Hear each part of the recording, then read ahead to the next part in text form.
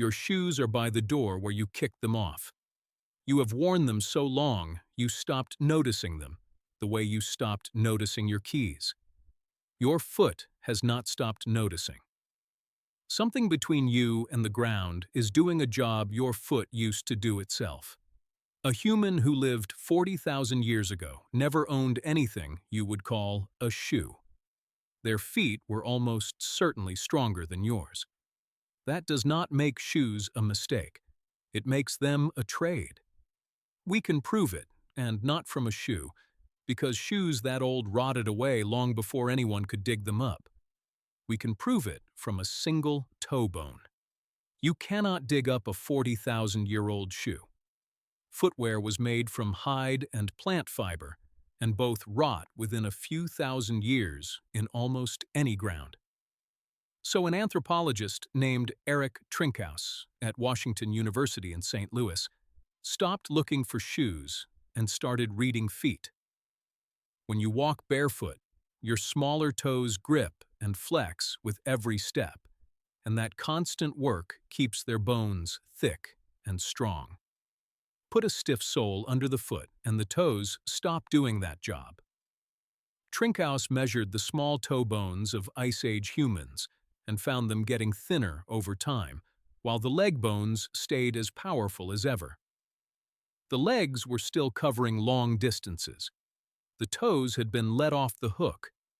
Something was carrying the load for them. In the older populations, the effect is rare. In the Western Eurasian record, by roughly 26 to 30,000 years ago, it is common. And a skeleton from Tianyuan Cave in China, about 40,000 years old, already shows it. We think of shoes as protection, and they are. But the bones tell a second story underneath that one. The moment a supportive shoe came between the foot and the ground, the foot began to give up strength it no longer needed. Not because anyone decided to, because the body stops building what it does not use.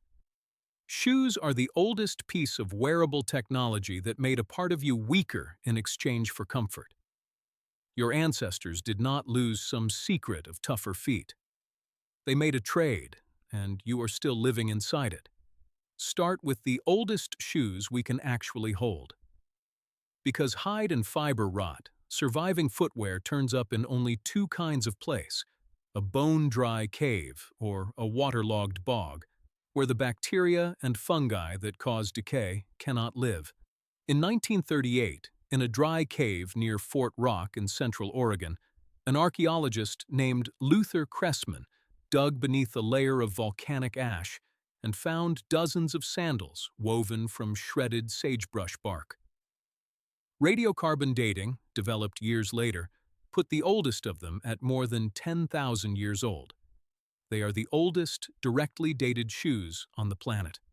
Flat soles, a woven flap across the toes, a cord tied around the ankle.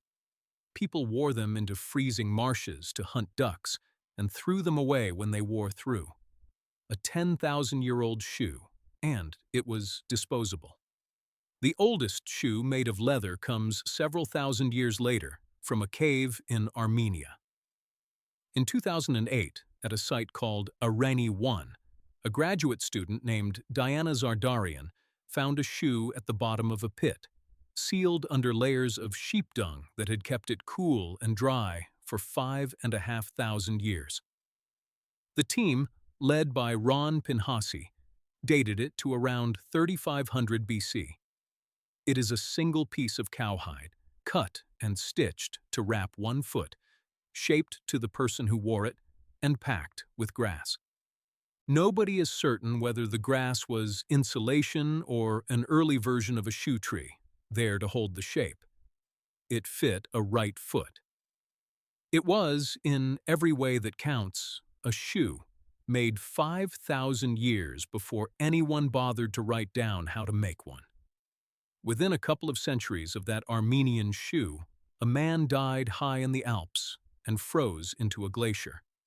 And when he melted out in 1991, he still had his footwear on. Otzi the Iceman, about 5,300 years old, wore shoes that were not a wrap of hide, but an engineered system. A sole of bearskin, an upper of deerskin. Inside, a net woven from linden bark and packed with dry grass for insulation. Leather straps tied the whole thing together and pulled the edge of the sole up around the foot.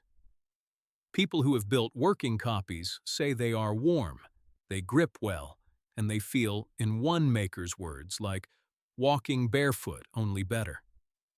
So, within the same few centuries, you have a plain hide wrap in Armenia and a layered alpine boot in the mountains. Footwear had already split into simple and complex. This was not the beginning of shoes. By this point, it was already the middle. Then, for thousands of years, the basic idea barely moved. Put something tough between the foot and the ground. What changed most recently, and it is striking how recently, is the cushion. The modern padded running shoe was not invented until the 1970s. In 2010, a team at Harvard led by Daniel Lieberman looked at what that cushion did to the way we move. They compared people who had grown up running barefoot with people who had always run in shoes. The barefoot runners landed on the front of the foot and let the ankle and arch soak up the shock. The shod runners came down hard on the heel, which a barefoot will not do, because on bare skin it hurts. The raised, cushioned heel let them drive a part of the foot into the ground that the body never armored for that impact. Whether that actually causes injury is still argued, and this video will not claim that it does. But the underlying point is not in dispute. We built a shoe soft enough to let us move in a way the bare foot evolved to avoid. Step back, and the trade looks less like a loss than like a bargain. Shoes were never vanity.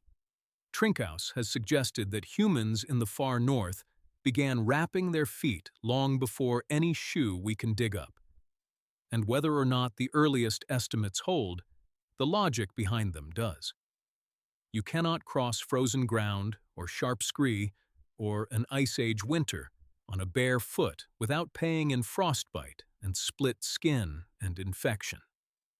Shoes, together with clothing and fire, were part of the kit that let humans walk out of the warm places our bodies were built for and into the cold and broken parts of the planet. That is most of the planet. The foot gave up a little strength. The species got the whole map. It was a good deal. Part of the bill for it is sitting inside your shoes right now. So tonight, when you kick your shoes off, look at your feet. Soft, flat, maybe aching. That is not the only shape a human foot can take. It is the shape a foot takes after thousands of years of landing on a stiff sole instead of bare earth. Erik Trinkaus can point to the rough stretch of time when your ancestors made the swap, and write it in toe bones that grew a little thinner because they no longer had to grip. Your feet are soft because a very long time ago somebody decided that softness was a fair price for going wherever they wanted to go.